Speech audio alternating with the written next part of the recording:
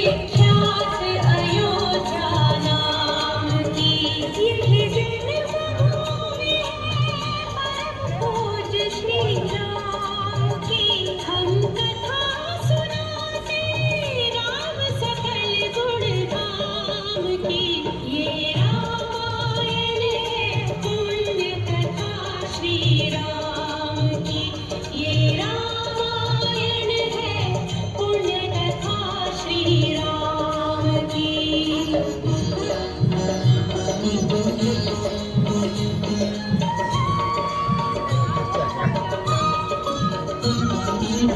रघुकुल के राजा धर्मात्मा, चक्रवर्ती दशरथ पुण्यात्मा, संतति है तो यज्ञ करवाया, धर्म यज्ञ का शुभ फल पाया।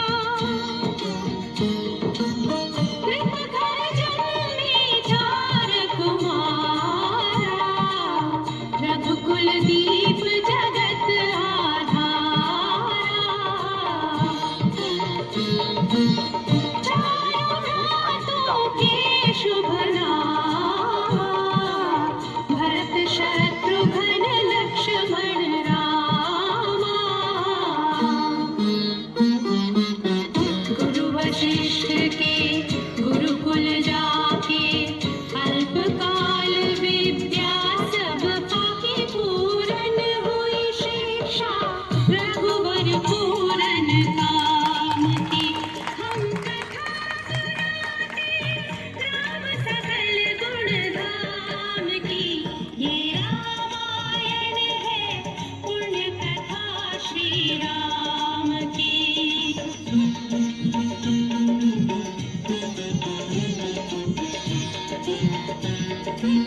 विश्वामित्र महामुनि राय, तिनके संग चले दो भाई। कैसे राम तारिका मारी, कैसे नाथ अहिल्या तारी। मुनिवर विश्वामित्र तब, संग ले लक्ष्मण राम। सिया स्वयंवर देखने, पहुँचे मिथिला धाम।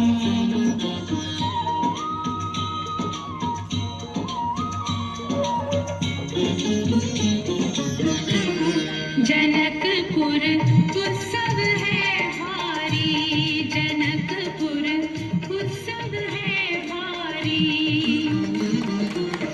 अपने वर का चयन करेगी सीता सुकुमारी, जनकपुर उत्सव है भारी। जनक राज का कठिन व्रत, सुनो सुनो सब कोई, जो तोड़े शिव धनुष को, सो सीतापति हो। को तोड़े शिव धनुष कठोर, सबकी दृष्टि राम की ओर। राम विनय गुण के अवतार, गुरुवर की आज्ञा सिरधार, सहज भाव से शिव धनु तोड़ा। जनक सुता संग नाता जोड़ा, रघुवर जैसा और न कोई, सीता की समता नहीं हुई। जो करे पराजित, कांति कोटि रति काम की। हम कथा सुनाते राम सकल गुण धाम की, ये रामायण है पुण्य कथा सिया राम की।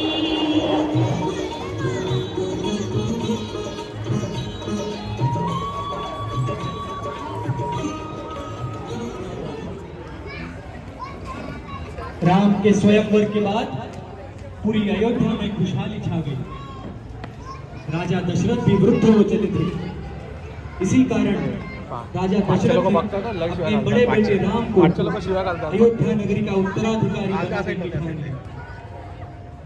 जब एक तरफ उत्सव की तैयारियां हो रही थी तो दूसरी तरफ सेंटर वाले वो बोलतात मग रानी कैकेयी के मन में ठीक आहे उनकी दासी मंथरा ने कपट के बीज बोने शुरू कर दिए।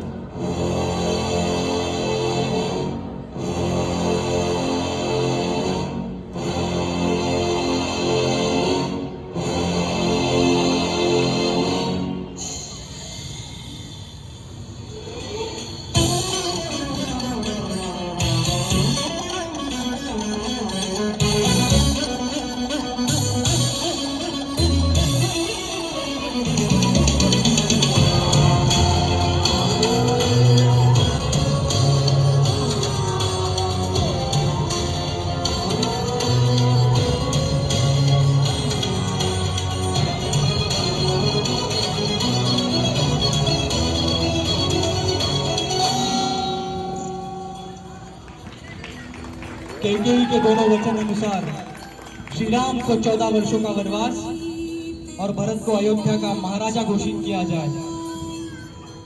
श्री राम अपने पिता से आज्ञा लेते हुए और उन्होंने दिए वचन का पालन करते हुए वनवास जाने की तैयारियां शुरू करते हैं। उनके साथ साथ लक्ष्मण और सीता तक वनवास के समय उनका साथ देने निकल पड़े।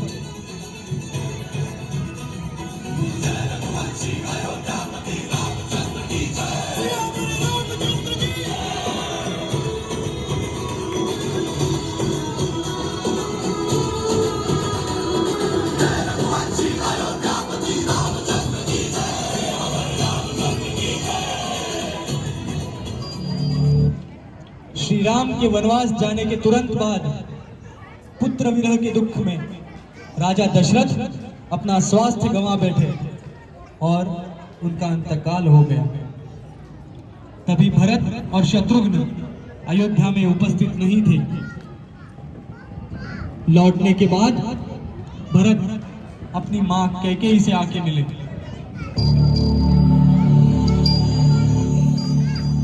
और उन्हें पता चला कि राजा दशरथ का अंतकाल हो गया। उसके तुरंत बाद भरत को मां कैकेयी और दासी मंथरा ने रचा षड्यंत्र तुरंत समझा और वो निकल पड़े प्रभु श्री राम को पुनः अयोध्या लाने।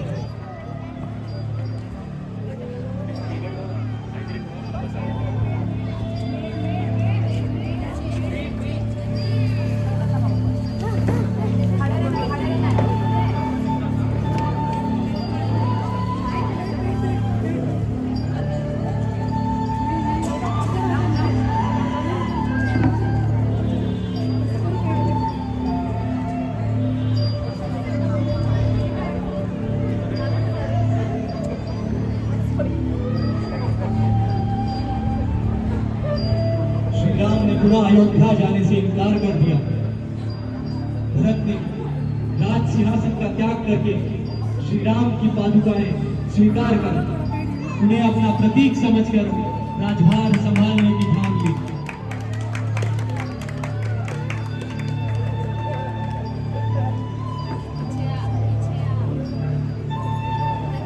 फिर राम लक्ष्मण और सीता का वनवास शुरू रहा। अपने 10 वर्ष दंडक वन में पूरे करते हुए राम लक्ष्मण और सीता पंचवटी नामक एक सुंदर वन में स्थगित हुए। सब कुछ सुखद और मंगलमय चल रहा था कि तभी रावण की बहन शूर्पणखा राम की सुंदरता पर न्यौछावर होकर उनके पास वन में चली आई।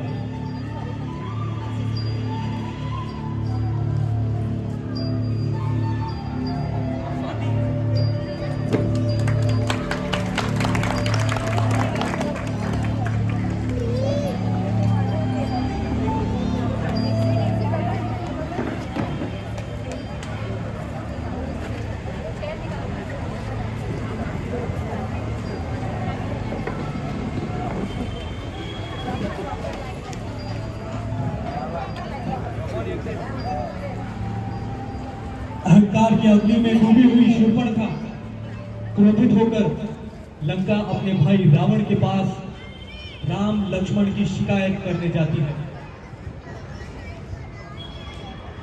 वो रानी मंदोदरी और रावण को घटी हुई घटना के बारे में बताती है और रावण को इस सब घटना से बहुत गुस्सा आता है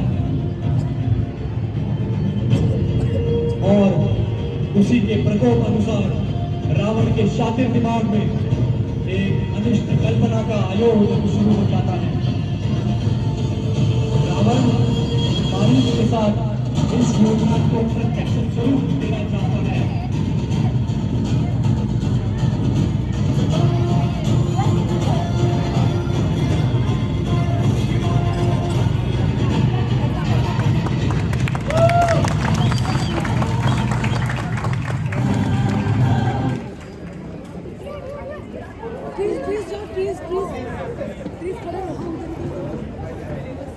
जैसे पंचवटी में सब कुछ सुखद और मंगलमय चल रहा था कि तभी एक सुरीली सुबह कुछ ऐसा दृश्य हुआ।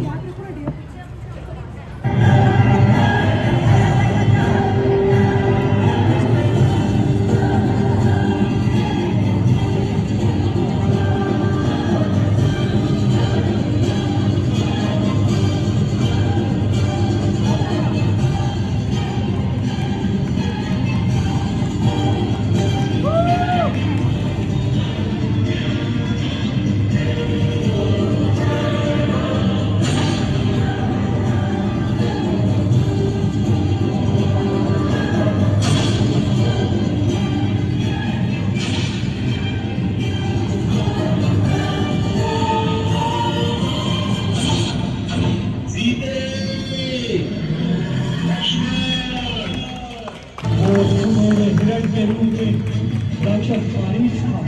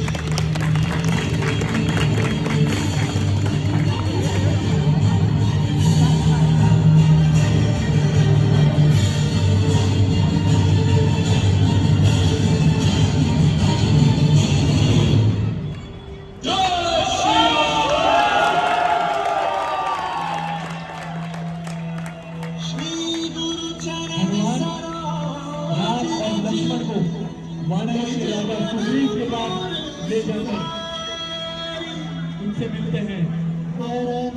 राम लक्ष्मण उन्हें अपनी व्यथा सुनाते हैं। राजा सुग्रीव उन्हें अपने भाई वाली के साथ घटी घटना समझाते हैं।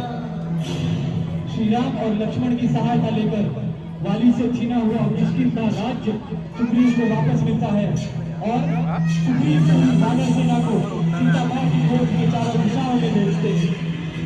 उनकी दक्षिण दिशा की वानर सेना का नेतृत्व पवनपुत्र हनुमान करते हुए जब वह खोज के लिए निकलते हैं तब श्री राम उन्हें निशानी की तरफ पर अपनी अंगूठी देते हैं और हनुमान निकल पड़ते हैं।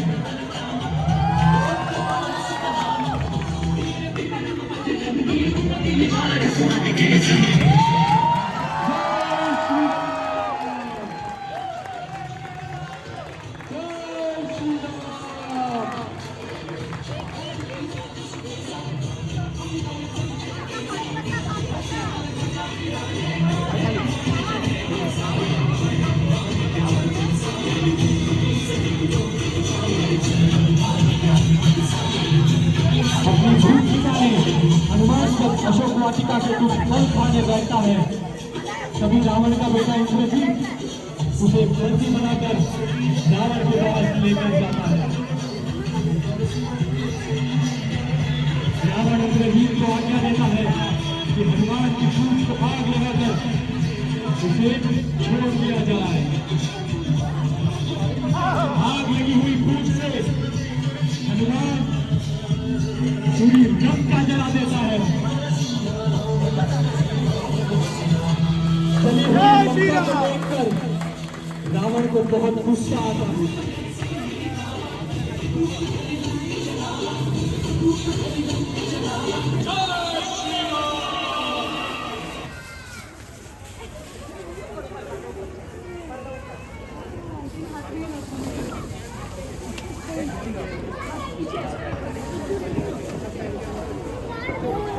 विशाखा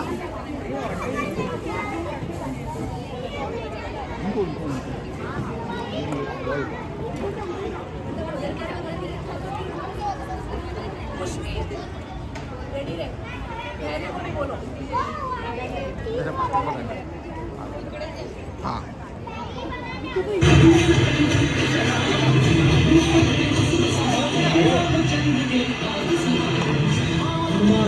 वापसी के बाद सीता माँ ने दी हुई निशानी देखकर राम अत्यंत प्रभावित हुए। तभी राजा सुग्रीव, जाम्बवन, हनुमान और पूरी वानर सेना के साथ राम और लक्ष्मण निकल पड़े दक्षिण दिशा की ओर सीता माँ को वापस लाने। जय श्री राम, जय श्री राम।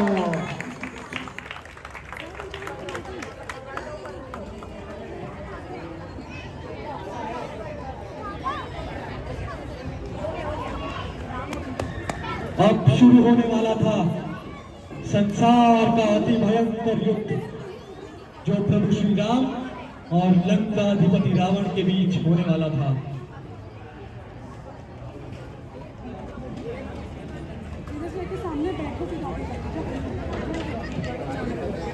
सबसे पहले रावण युद्ध भूमि में अपने भाई कुंभकर्ण को भेजते हैं और उनका सामना करने आते हैं पवनपुत्र हनुमान।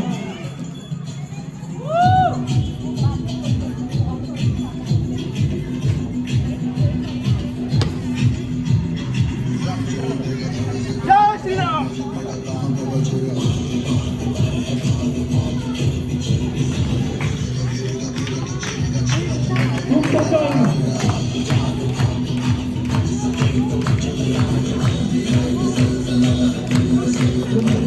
के बाद रावण इंद्रजीत को युद्ध भूमि में भेजता है और उसका सामना करने आते हैं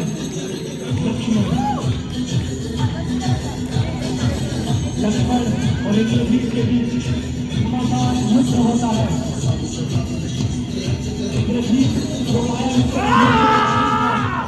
लक्ष्मण पर हाथ में घायल करता है। कभी हनुमान लंका से विशेष दैत्य को लाने जाते हैं।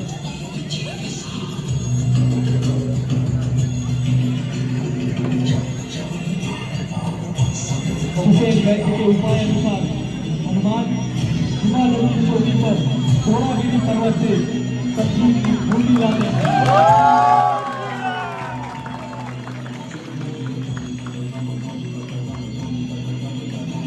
और उसी संजीव की बूंदी से प्रकार अनुसार लक्ष्मण सूरज भी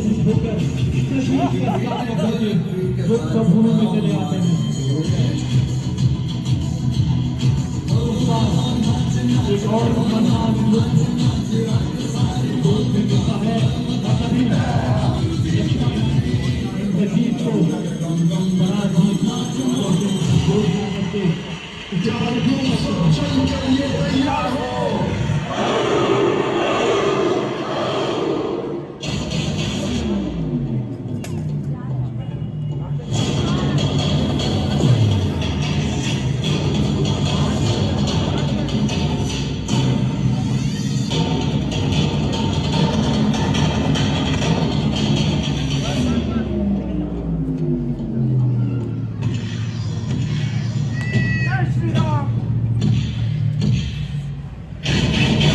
सुग्रीव रावण के साथ सामना करने युद्ध भूमि में चले आते हैं, पर वो रावण से युद्ध करने में नाकाम हो जाते हैं।